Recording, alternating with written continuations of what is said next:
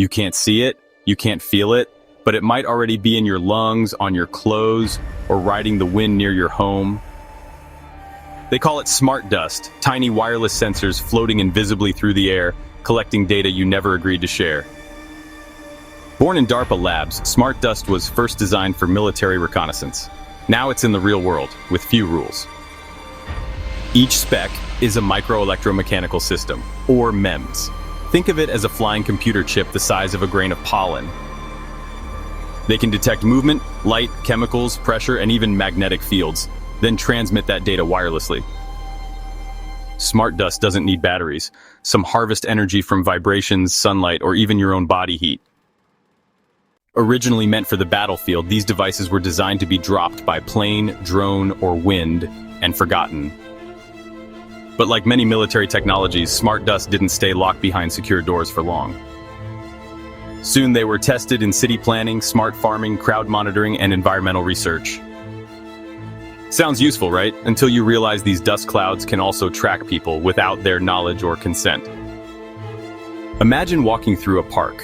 Invisible particles land on you. They begin collecting data in real time. Heart rate, body temp, moisture, movement, all fed into the cloud. Not yours, theirs. DARPA once described this tech as unobtrusive, persistent, and intelligent. Translation, silent surveillance. Hitachi's RFID powder is even smaller, just 0.15 millimeters across. You could breathe it in and never know. Some versions are engineered to stick to skin, hair, or clothing, long enough to track you through entire cities. No app to download, no camera needed. This is the surveillance state turned invisible. Now add in 5G towers and AI-based mesh networks. Suddenly, even a few thousand sensors form a real-time tracking grid. Who controls this web? Military labs, private corporations, governments, or someone else entirely?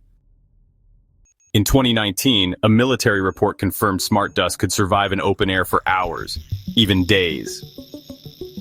Other versions work underwater. Some stick to crops, some log how many people enter a building and when.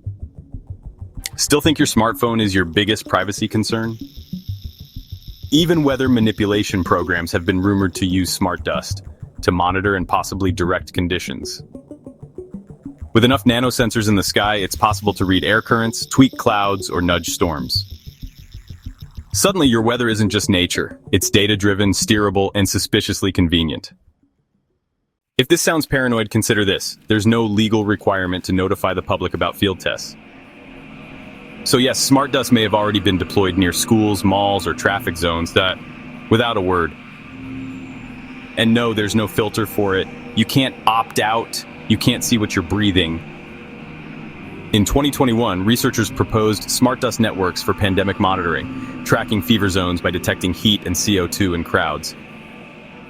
That's the friendly version. Now imagine a darker one where dissent, gatherings, or even emotions are logged. When the dust settles, it doesn't go away. It sticks, it spreads, and it sends its signal. And who's watching that signal? An agency, an AI, a private bidder with deep pockets and quiet intentions? Once smart dust blends into the environment, the line between public space and personal privacy disappears. You may still own your body, but your data is floating freely in the air. No cameras, no drones, no consent, just dust, smarter than it looks and far more connected than it should be. Ask yourself, what's in the air around you? Is it really clean or quietly calculating? Because the future of surveillance isn't coming, it's already here, and it weighs less than a snowflake.